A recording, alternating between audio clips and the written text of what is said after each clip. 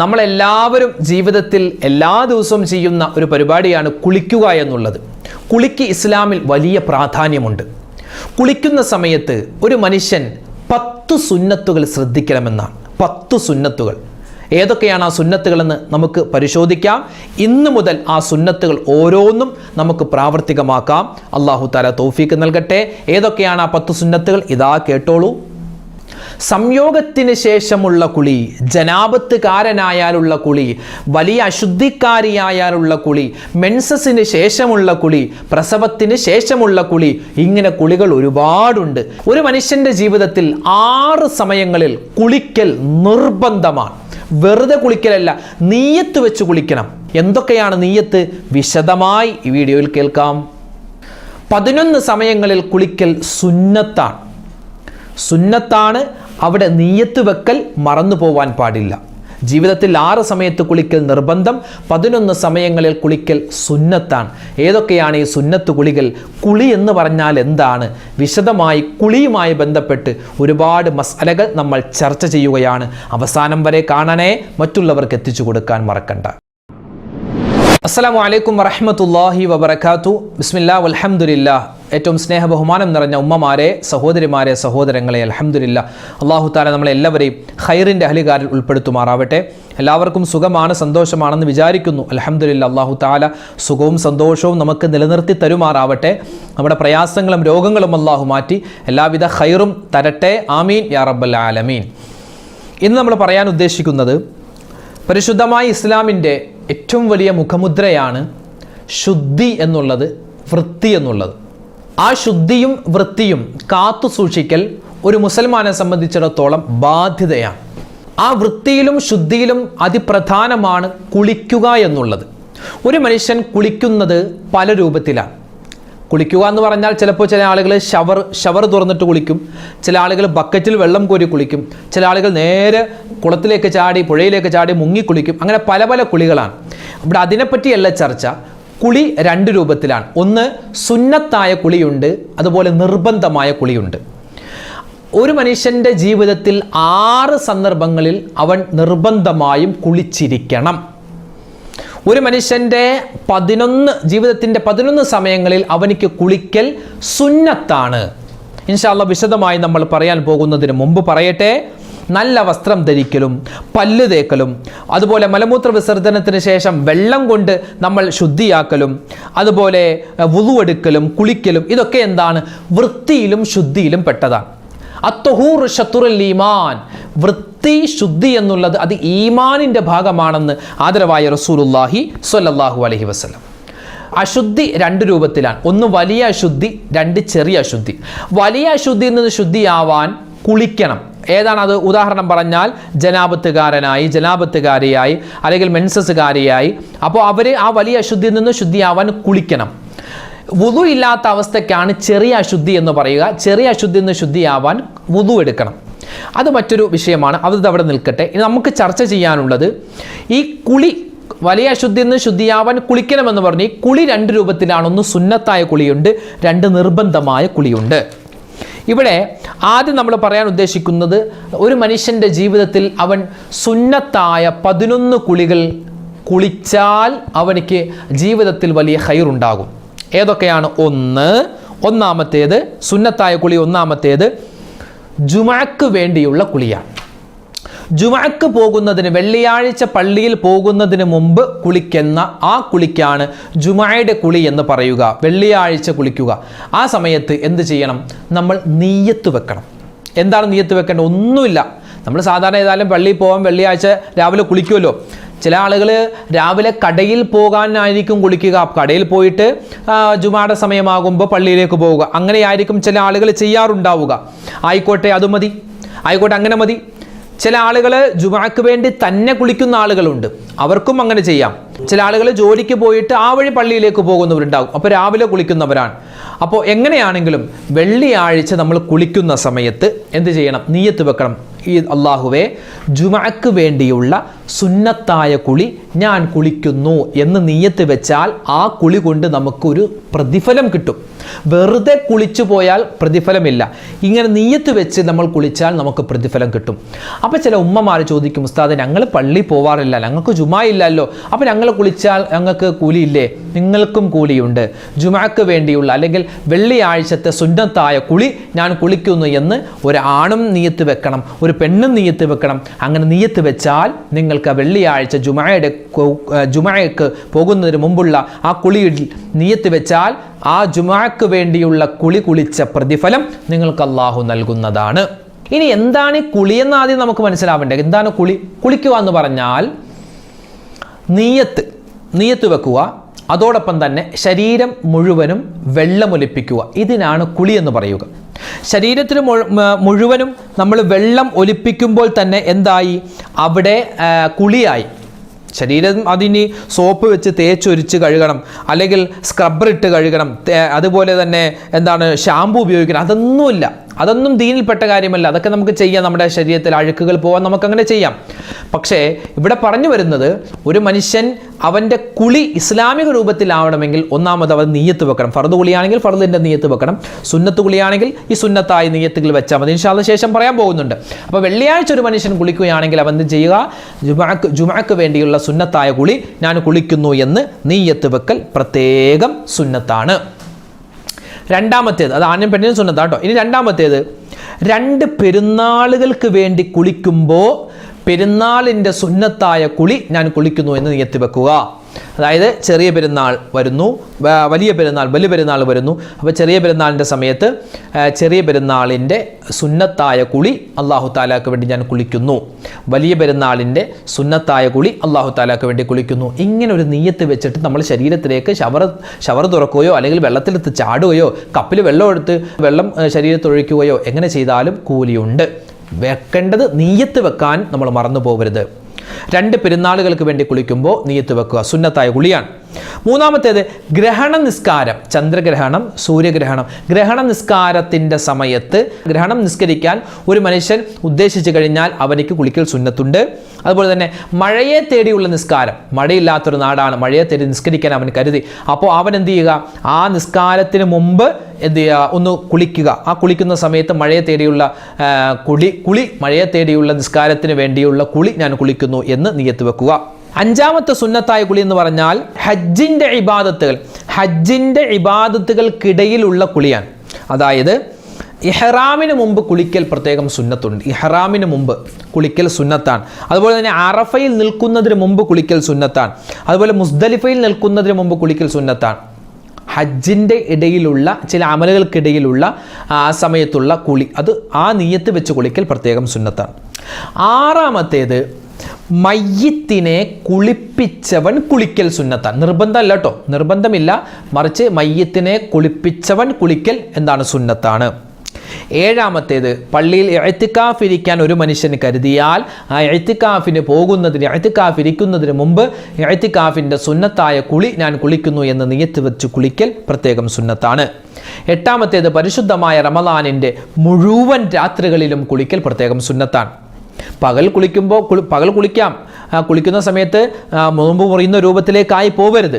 അപ്പോൾ രാത്രി കുളിക്കലാണ് ഏറ്റവും സൗകര്യം. രാത്രി കുളിക്കുമ്പോൾ റമളാനിലെ സുന്നത്തായ കുളി അല്ലാഹു തആലക്ക് വേണ്ടി ഞാൻ കുളിക്കുന്നു എന്നാണ് നിയ്യത്ത് വെക്കേണ്ടത്. 9ാമത്തേത്, ഹിജാമ ചെയ്യും. ഹിജാമ അല്ലെങ്കിൽ കൊമ്പ് വെക്കുക എന്നൊക്കെ പറയാറുണ്ടല്ലോ, കൊമ്പ് വെക്കുക, ഹിജാമ.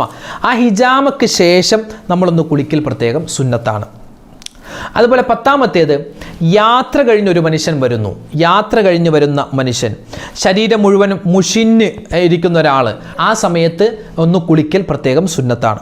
11ാമത്തേത്, പരിശുദ്ധമായ ഇസ്ലാമിലേക്ക് ഒരാൾ കടന്നു വന്നാൽ ആ ഇസ്ലാമിലേക്ക് ഒരു മനുഷ്യൻ കടന്നു വന്നതിൻ്റെ പേരിൽ അയാൾ കുളിക്കൽ പ്രത്യേകം സുന്നത്താണ്. ഇതാണ് സുന്നത്തായ കുളികൾ. ഇനി നിർബന്ധമായ കുളികൾ ഒരു മനുഷ്യൻ്റെ ജീവിതത്തിൽ വരും. 1ാമത്തേത്, മനീയ് പുറപ്പെടുക എന്ന്. മനീയ് പുറപ്പെടുക, മനീയ് എന്ന് പറഞ്ഞാൽ ശുക്ലം സ്രവിക്കുക, ഇന്ദ്രിയം പുറപ്പെടുക എന്നൊക്കെ നമ്മൾ പറയാറുണ്ട്. അത് സംയോഗത്തിലൂടെയാവട്ടെ, സ്വപ്നസ്ഖലനത്തിലൂടെയാവട്ടെ, സ്വയംഭോഗത്തിലൂടെയാവട്ടെ, എങ്ങനെയാണെങ്കിലും ഈ മനീയ് പുറപ്പെട്ട് കഴിഞ്ഞാൽ കുളിക്കൽ നിർബന്ധമാണ്. അത് ആണിനും നിർബന്ധമാണ്, പെണ്ണിനും നിർബന്ധമാണ്.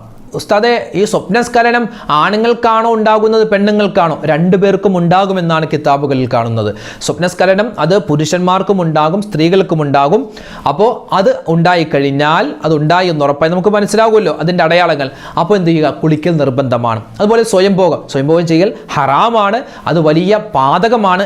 സ്വന്തം ശരീരത്തോടും അതുപോലെ ദീനിനോടും അള്ളാഹിനോടും കാണിക്കുന്ന വലിയൊരു അപരാധമാണെന്ന് പോലും കിതാബുകളിൽ കാണാം.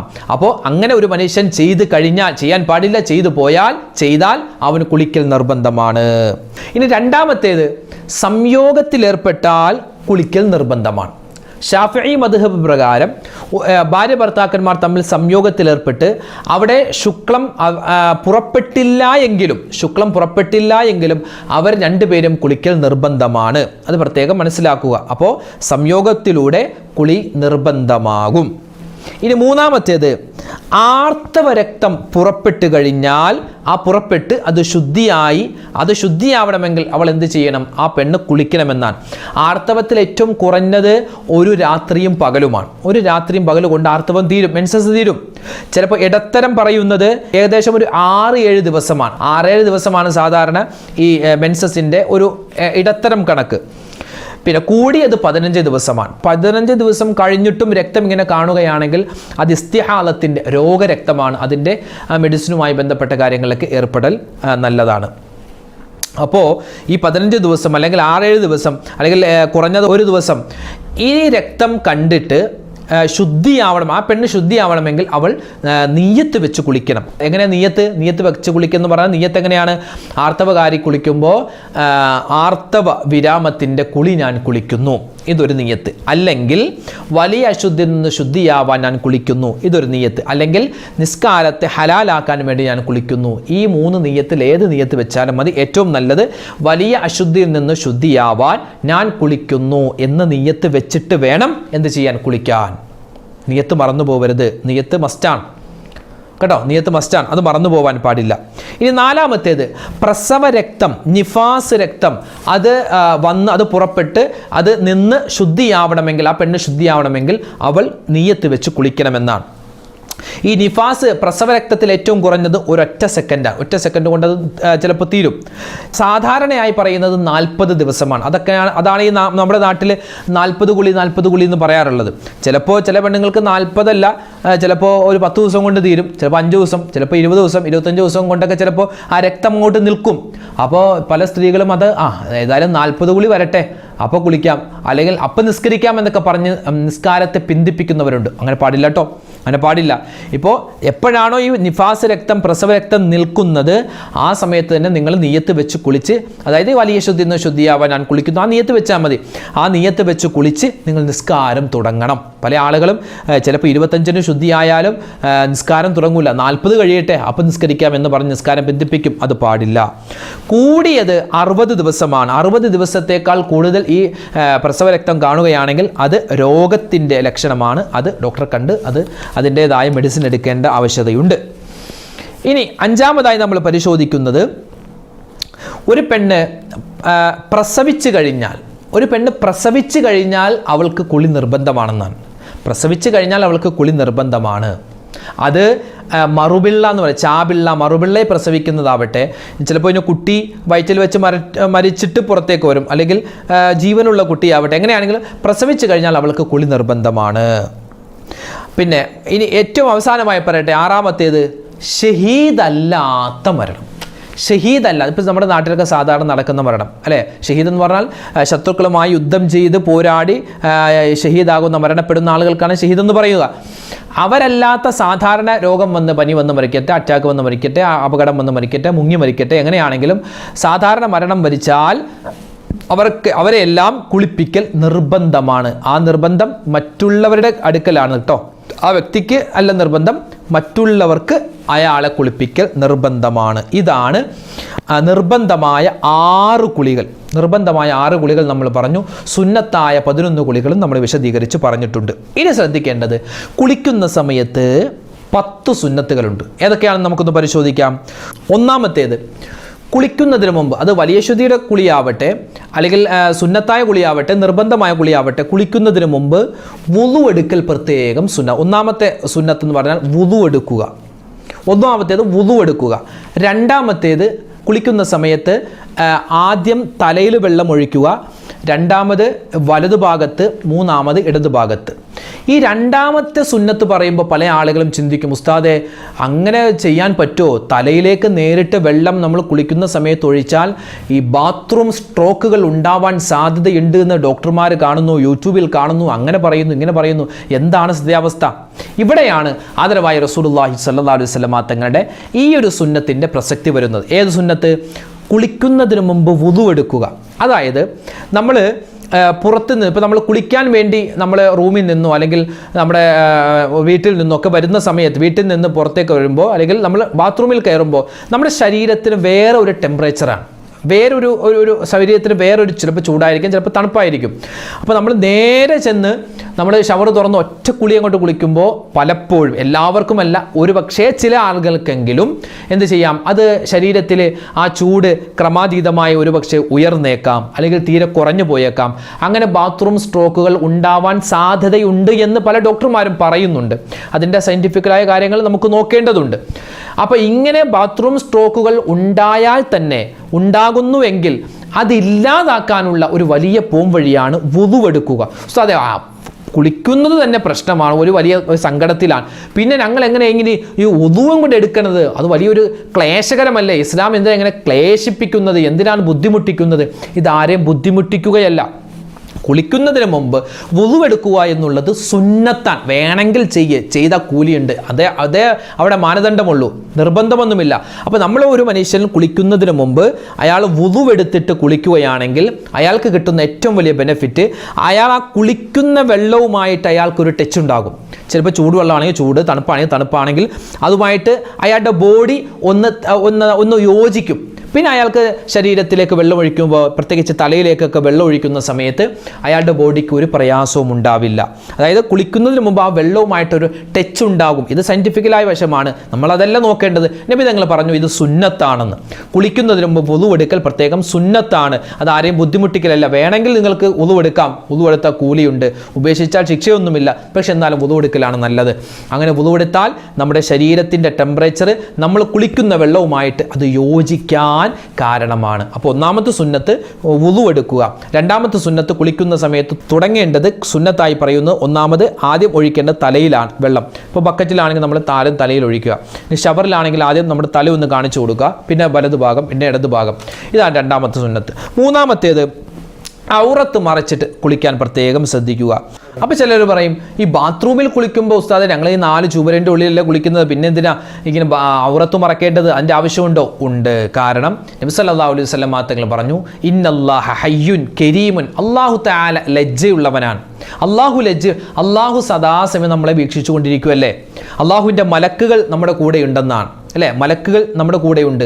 സ്വന്തം ഔറത്തിലേക്ക് പോലും നോക്കാൻ പാടില്ലെന്നാണ്. അനാവശ്യമായിട്ട് നോക്കാം, ആവശ്യമുണ്ടെങ്കിൽ നമുക്ക് നോക്കാം. അത് അനാവശ്യമായി സ്വന്തം ഔറത്തിലേക്ക് പോലും നോക്കാൻ പാടില്ലെന്ന് പഠിപ്പിച്ച മതം നമ്മുടെ ഇസ്ലാം. അപ്പോൾ ഈ കുളിക്കുന്ന സമയത്ത് എന്ത് ചെയ്യുക? ഔറത്ത് മറച്ചിട്ട് കുളിക്കാൻ പ്രത്യേകം ശ്രദ്ധിക്കുക. അതുപോലെ തന്നെ നമ്മൾ ശ്രദ്ധിക്കേണ്ട മറ്റൊരു സുന്നത്താണ് തേച്ച് കുളിക്കുക, ശരീരത്തിൽ തേച്ച് കുളിക്കുക. അതായത് നമ്മളെ ഈ ശരീരത്തിലേക്ക് കുളിക്കുന്ന സമയത്ത് നമ്മുടെ ശരീരത്തിലുള്ള മൃതകോശങ്ങളുണ്ട്, മൃതകോശങ്ങൾ, നമ്മുടെ തൊലിയുടെ പുറം ഭാഗത്ത് വരുന്ന മൃതകോശങ്ങൾ, ആ മൃതകോശങ്ങൾ പോയിട്ട് വേണം നമുക്ക് പുതിയ കോശങ്ങൾ നമ്മുടെ ശരീരം ഉൽപ്പാദിപ്പിക്കാൻ. അപ്പോൾ ആ മൃതകോശങ്ങൾ പോവാൻ വേണ്ടി ശരീരം നമ്മൾ തേച്ചുരുമി കുളിക്കണമെന്ന്. പ്രത്യേകിച്ച് ഈ റമദാനിലൊക്കെ നമുക്കറിയാം, റമദാനിലൊക്കെ നമ്മൾ പകലിങ്ങനെ വേർക്കുമല്ലോ. റമദാനിലെ വേർപ്പിന് പ്രത്യേകത ഉണ്ട്, ഒരു പശപ്പശപ്പുള്ള വേർപ്പാണ്. അതെന്താ കാരണം എന്നറിയോ? നമ്മൾ ഈ ഫാസ്റ്റിങ്ങിൽ പകൽ മുഴുവനൊന്നും കഴിക്കാതിരുന്നിട്ട് നമ്മുടെ ശരീരത്തിലെ മൃതകോശങ്ങളുണ്ട്. ഈ മൃതകോശങ്ങൾ അത് ഇങ്ങനെ ശരീരത്തിലേക്ക് പൊങ്ങി വരും, നമ്മുടെ തൊലിയുടെ മുകൾ ഭാഗത്തേക്ക് ഇങ്ങനെ പൊങ്ങി വരുമെന്നാണ്, ചത്തു വരുമെന്നാണ്, ജീവനില്ലാതെ വരും. അതിങ്ങനെ നമ്മൾ ശരീരം തേച്ചുരുമി കുളിക്കുമ്പോഴാണ് അത് പോകുന്നത്. അപ്പോൾ ശരീരം തേച്ചുരുമി കുളിക്കണം. പിന്നെ വെള്ളം മിതമായി ഉപയോഗിക്കണം. അത് നമ്മൾ പുഴയിൽ കുളിക്കുമ്പോഴാവട്ടെ, കടലിൽ കുളിക്കുമ്പോഴാവട്ടെ, ഷവറിലാവട്ടെ, പൈപ്പിലാവട്ടെ, എവിടെയാണെങ്കിൽ കുളിക്കുന്ന സമയത്ത് മിതമായി വെള്ളം ഉപയോഗിക്കുക. അതുപോലെ തന്നെ ശരീരത്തിലെ മടക്കുകൾ, കുഴികൾ, അതൊക്കെ പ്രത്യേകം സൂക്ഷിച്ച്, അല്ലേ? ശരീരത്തിൻ്റെ മടക്ക്, കൈകിൻ്റെ മടക്ക്, കാലിൻ്റെ മടക്ക്, ഈ പൊക്കിൽ കുഴി, കണ്ണിൻ്റെ കുഴി, ആ ഭാഗം, ചെവിയുടെ അടിഭാഗം, അതൊക്കെ നല്ല ക്ലിയറായി സൂക്ഷിച്ച്, പ്രത്യേകിച്ച് വലിയ ശുദ്ധിക്കാരായ ആളുകളാണെങ്കിൽ ആ ഭാഗമൊക്കെ വെള്ളം എത്തിയെന്ന് ഉറപ്പ് വരുത്തുക. പിന്നെ കുളിക്കുന്നതിന് മുമ്പ് ബിസ്മില്ലാഹിർ റഹ്മാനിർ റഹീം പറയൽ പ്രത്യേകം സുന്നത്താണ്. അതുപോലെ ആദ്യം ചെയ്യേണ്ട ഒരു പരിപാടിയുണ്ട്, അതായത് നജസ്സുകൾ എന്തെങ്കിലും ഉണ്ടെങ്കിൽ അതൊന്ന് കഴുകിക്കളയണമെന്നാണ്. ഇപ്പോൾ നമ്മുടെ കാലിൽ എന്തെങ്കിലും മൂത്രം പറ്റിയിട്ടുണ്ട്, അല്ലെങ്കിൽ എന്തെങ്കിലും ഒരു നജസ് പറ്റിയിട്ടുണ്ട്, ആദ്യം ആ നജസ് കഴുകി കളഞ്ഞിട്ട് വേണം പിന്നെ നമ്മൾ കുളിക്കാനെന്നാണ്. അതൊരു സുന്നത്താണ്. പിന്നെ സംസാരം ഒഴിവാക്കണം. നമ്മൾ ഈ ബാത്റൂമിൽ കയറിയിട്ട് പാട്ട് പാടുന്നൊരു സ്വഭാവം പല ആളുകൾക്കുണ്ട്. കുളിക്കുന്ന സമയത്ത് എന്നൊക്കെ പറഞ്ഞ പാട്ട് അത് ഇല്ലാതിരിക്കുന്നത്. കാരണം ആ സമയത്തൊക്കെ നമ്മുടെ ശരീരത്തിൽ നിന്നും പുറന്തള്ളുന്ന ഒരുപാട് ബാക്ടീരിയകളും ഒരുപാട് വൈറസുകളും ഒക്കെ ഉണ്ടാകും. അതൊക്കെ നമ്മുടെ വയറ്റിലേക്കൊക്കെ പോകാൻ അത് കാരണമാണ്. ആ സമയത്ത് അവിടെ സംസാരിക്കാൻ പാടില്ല, പാട്ട് പാടാൻ പാടില്ല. 10ാമത്തെ ഒരു സുന്നത്ത് എന്ന് പറഞ്ഞാൽ കുളിച്ച് വന്നിട്ട് അൽഹംദുലില്ലാ എന്ന് പറയണമെന്നാണ്.